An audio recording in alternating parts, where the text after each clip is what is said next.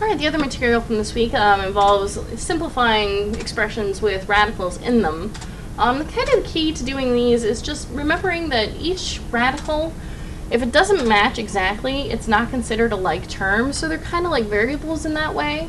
So the square root of 3 is a different term than the square root of 5, so you can almost think of this as like the variable x, and then the square root of 5 as a variable y. You don't have to, it just can sometimes help. So if I'm going to go ahead and work it out that way just to illustrate. I'm going to replace my square root of 3 with an x, the square root of 5 with a y, and over here in this term, I've got another square root of 3, which is what I called x.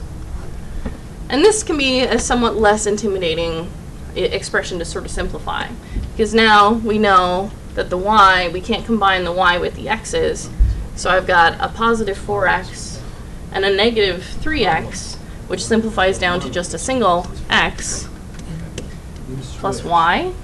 And again, as we called them before, x was the square root of 3, y was that square root of 5,